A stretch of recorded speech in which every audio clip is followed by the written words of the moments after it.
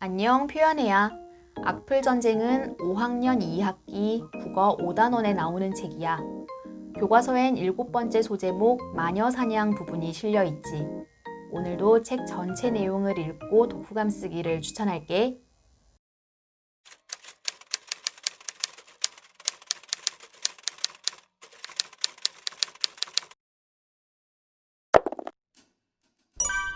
인싸 미라와 아싸 민주가 있는 반에 서영이가 전학을 와.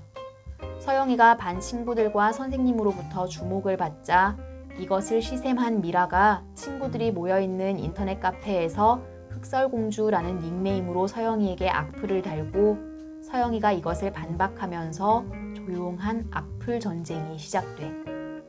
그리고 미라는 인터넷에서뿐만 아니라 실제로도 서영이를 궁지에 빠뜨리기 위한 계략을 꾸미지. 진실을 알고 있던 소심이 민주 덕분에 문제가 해결되고 서영이는 아빠가 계신 탄자니아로 떠나면서 마무리가 돼.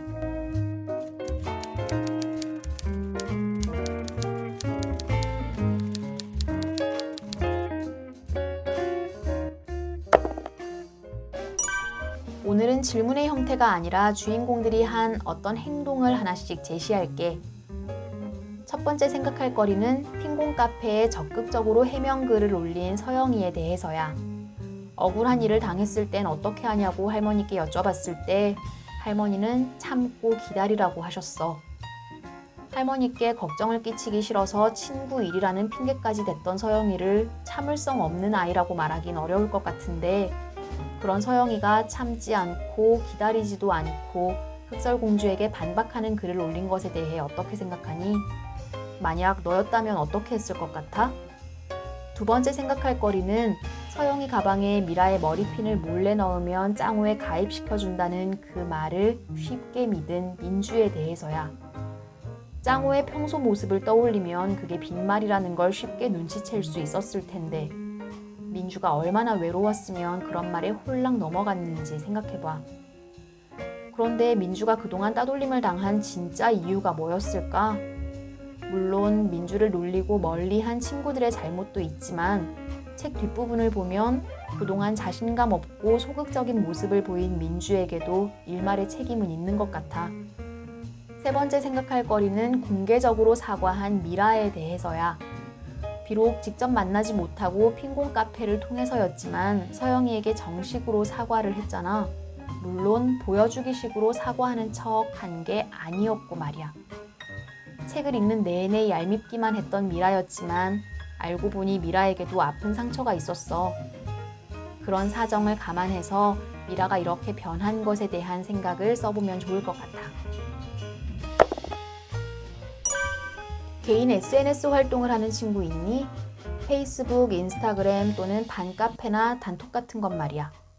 평소 친구와 대화할 때랑 SNS상에서 대화할 때 내 말투가 어떻게 다른지 대화 방식이나 내용에는 차이가 있는지 생각해봐.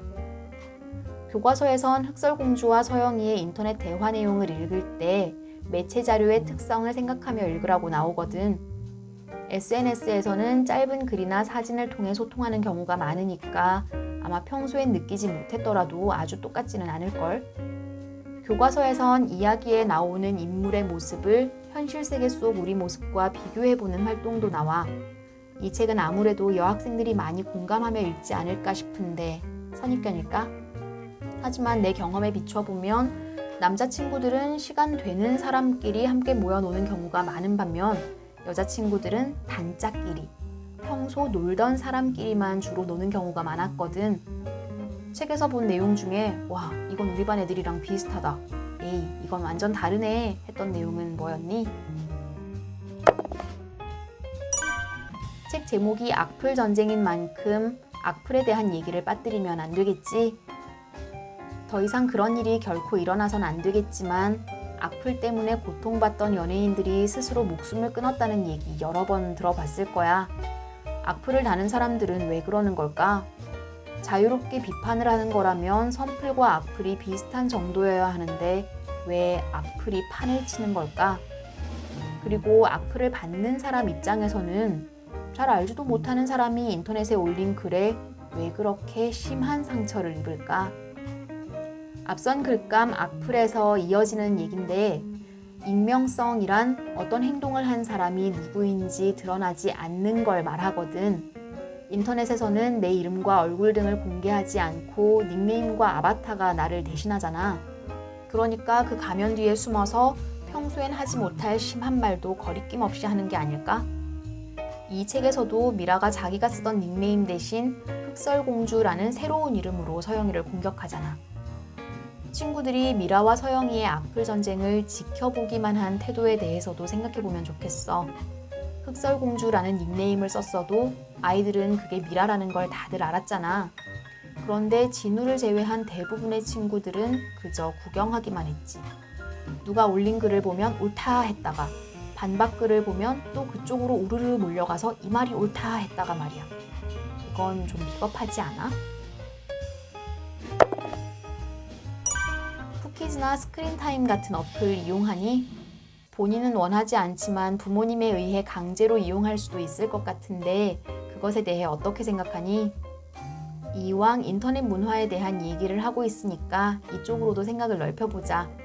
인터넷 이용에 부작용이 많은데 아이들이 아직은 스스로 자제하기 어려우니까 강제로 이용을 제한하는 조치가 필요하다고 생각하니? 아니면 당장은 자제를 못하지만 그것도 배워나가는 과정이니까 시행착오를 겪어야 한다고 생각하니? 책에서 미라는 진우와 커플 반지도 나눠 끼고 학교에서 유명한 커플이었어. 진우는 미라와 친하면서도 그런 특별한 관계라고 생각하지 않았지만 말이야. 넌 초등학생의 이성교제에 대해 어떻게 생각하니? 누구를 좋아하는 마음은 자연스러운 감정이니까 그럴 수도 있다는 입장이니? 아니면 아직은 어린 나이니까 친구로 친하게 지낼 순 있어도 어른을 흉내내는 행동까지는 하지 않는 게 좋다고 생각하니? 마지막으로 교과서에 나오는 대화 예절에 대해서도 살펴보자. 다른 사람의 말이 끝나기 전에 끼어들지 않기. 이야기거리와 관련 없는 내용 말하지 않기. 친구의 말을 무시하거나 친구의 말에 기분 나쁘게 대꾸하지 않기. 혼자 너무 길게 말하지 않기. 또 어떤 것이 있을까?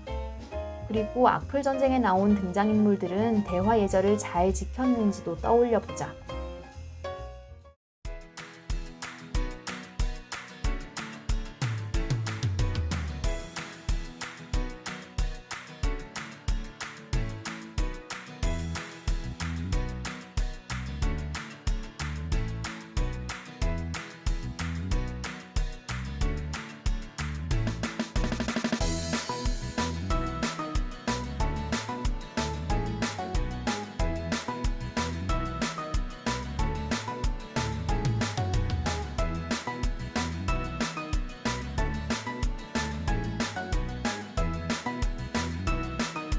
열두 개의 글감이 모였어.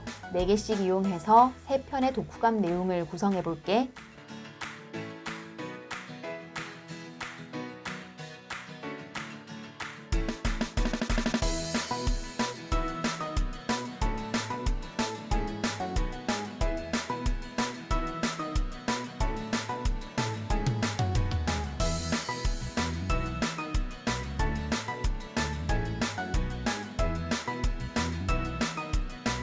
첫 번째 독후감은 SNS에 관한 내 경험으로 가볍게 시작하자. 그러고 나서 악플 전쟁의 간단한 줄거리를 소개하고 악플에 대한 내 생각을 쓰는 거야.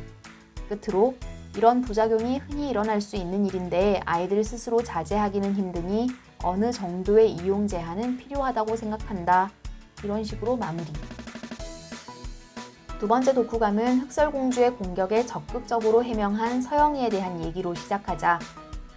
그에 비해 친구들은 다 알면서도 모르는 척 숨어서 싸움을 구경하기만 했는데 여기에 대한 내 생각을 쓰고 흑설공주의 공격도 친구들의 구경도 인터넷의 익명성 때문이라는 걸 지적하는 거야. 마지막엔 인터넷상에서든 얼굴을 마주보고 나누는 대화든 전화로 나누는 대화든 대화 예절을 잘 지켜야겠다는 이야기로 마무리. 세 번째 독후감은 공개 사과한 미라의 변화로 시작해.